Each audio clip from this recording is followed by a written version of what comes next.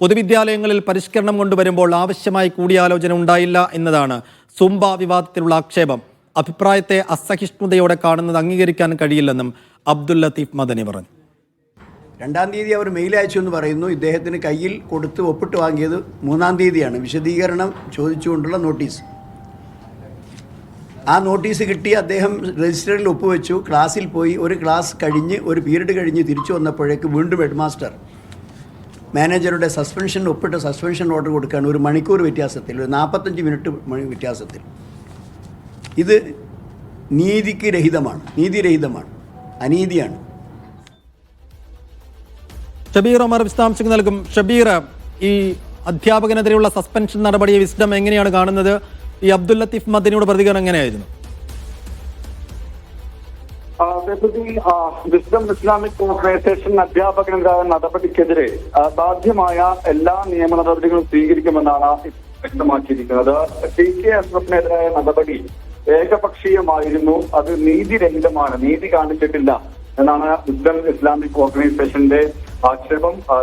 വിസ്ഡത്തിന്റെ സംസ്ഥാന അധ്യക്ഷനായിട്ടുള്ള PN അബ്ദുൽ ലത്തീഫ് മദനിയാണ് ഇതിനെതിരെ ഇപ്പോൾ രംഗത്ത് വന്നിരിക്കുന്നത്. അതായത് TK അഷ്റഫിനോട് വിശദീകരണം ചോദിച്ചു. ആ വിശദീകരണത്തിൽ അല്ലെങ്കിൽ കാരണം കാണിക്കൽ നോട്ടീസ് നൽകി. ഈ കാരണം കാണിക്കൽ നോട്ടീസിൽ പറയുന്നത് 3 ദിവസത്തിനകം തൃപ്തികരമായ വിശദീകരണം നൽകണം, ഇല്ലെങ്കിൽ തുടർ നടപടികൾ സ്വീകരിക്കുമെന്നാണ്. എന്നാൽ ഈ കാരണം കാണിക്കൽ നോട്ടീസ് TK അഷ്റഫ് കൈപ്പറ്റി ഏതാണ്ട് 1 മണിക്കൂറിനുള്ളിൽ ഇദ്ദേഹം സ്കൂളിലെത്തി ഒരു പീരീഡ് ക്ലാസ് എടുത്തു.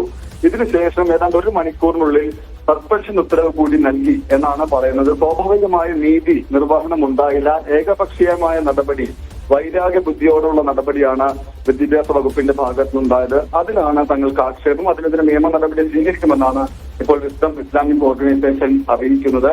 അതിൽ അവർ എടുത്തു പറയുന്നത്, ഇതിനു മുമ്പ് ഇതുമായി ബന്ധപ്പെട്ട് വടകരയിലെ കാസ സ്ക്രീൻഷോട്ടുമായി ബന്ധപ്പെട്ട് ആ സ്ക്രീൻഷോട്ടിന് പിന്നിൽ പ്രവർത്തിച്ചതിൽ ഒരു അധ്യാപകൻ ഉൾപ്പെട്ടിരുന്നു. ഈ അധ്യാപകനെതിരെ ഇതുവരേക്കും ഒരു നടപടിയും ഉണ്ടായിട്ടില്ല. അപ്പോൾ ഇത്തരത്തിലുള്ള സംഭവങ്ങൾ നിലനിൽക്കെ TK അഷ്റഫിനെതിരെ മാത്രം ഏകപക്ഷീയമായ നടപടി ഉണ്ടായി എന്നാണ് ഈ ആക്ഷേപം. അതുമായി ബന്ധപ്പെട്ട് സാധ്യമായ നിയമ നടപടികളുമായി മുന്നോട്ട് പോകുമെന്നാണ് പറയുന്നത്. അതോടൊപ്പം തന്നെ പറയുന്നുണ്ട്, തങ്ങൾ ഈ വിഷയത്തിൽ സൂംബ ഡാൻസ് വിഷയത്തിൽ TK അഷ്റഫ് ഉൾപ്പെടെ തങ്ങൾ ഇതിന്റെ നിലപാട് അഭിപ്രായം തുറന്നു പറഞ്ഞതിൽ നിരവധി വിമർശനങ്ങൾ ഉണ്ടായിട്ടുണ്ട്. ആ വിമർശിച്ചവരോട് അല്ലെങ്കിൽ ആ വിമർശനങ്ങൾ ഉന്നയിച്ചവരോട് പരിഭവമില്ല, സ്വാഭാവികമാണ്. പക്ഷേ വിദ്യാഭ്യാസ വകുപ്പിന്റെ നടപടി ആ നിലയ്ക്ക് കാണാൻ കഴിയില്ല. അത് അസഹിഷ്ണുതയോടുള്ള നടപടിയായിട്ടാണ് കാണാൻ കഴിയുകയുള്ളൂ. അതിനെതിരെ തുടർ നടപടികൾ, നിയമ നടപടികൾ സ്വീകരിക്കുമെന്നുമാണ് വിസ്ഡത്തിന്റെ തീരുമാനം. സൈഫുദ്ദീൻ.